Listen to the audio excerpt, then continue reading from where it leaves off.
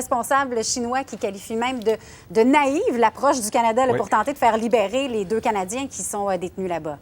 On ne peut vraiment pas dire que les choses s'améliorent. Au contraire, le ton continue de monter encore une fois. Ça fait plusieurs mois qu'on dit ça. Vous n'êtes pas sans savoir que depuis plusieurs mois, le Canada tente de rallier ses alliés à travers le monde, notamment les États-Unis avec M. Trump il y a 2 semaines à la Maison-Blanche. On demande aux autres pays de faire pression sur la Chine pour qu'elle libère ces 2 Canadiens qui y sont détenus depuis le début du mois de décembre. Et aujourd'hui, il y a eu la réaction de l'homme que vous voyez, le porte-parole du ministère chinois des Affaires étrangères. Réaction quand même assez cinglante. Il a dit, je cite, « Le Canada ne devrait pas être naïf de croire que rassembler des soi-disant alliés pour mettre de la pression sur la Chine aura un effet quelconque. Tout ce qu'ils peuvent faire, dit-il, c'est remuer leurs lèvres, car ultimement, c'est une affaire entre la Chine et le Canada. » Quant à savoir si Donald Trump, la semaine dernière, en marge du G20, a abordé la question du Canada et des 2 Canadiens qui y sont détenus lors de sa rencontre avec le président chinois, comme il avait promis de le faire.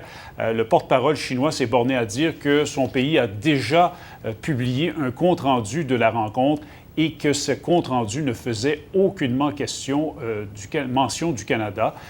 Hier, du côté de Toronto, on sait que le premier ministre Justin Trudeau, vous allez l'entendre, s'était dit confiant, lui, que la question avait été abordée. Je suis très confiant que les États-Unis ont souligné et soulevé la question des 2 Canadiens détenus en Chine. C'est un enjeu qui nous préoccupe énormément. C'est quelque chose que nous allons continuer toujours de faire, de défendre les intérêts des Canadiens, de ces Canadiens et des Canadiens qui sont en difficulté outre-mer. Et Raymond, non seulement les 2 Canadiens là, demeurent détenus, mais il semble même que la Chine continue d'accentuer la pression. Oui, c'est le Globe and Mail qui nous apprend aujourd'hui que les autorités chinoises ont confisqué les lunettes de lecture de Michael Kovrig, un des 2 Canadiens détenus depuis le mois de décembre, donc depuis près de 7 mois maintenant. Alors, Pékin qui semble décidément, encore une fois, aujourd'hui, accroître la pression sur Ottawa.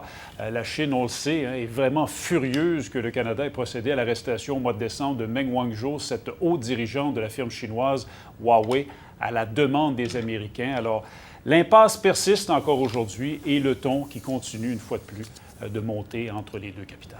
Merci, Raymond.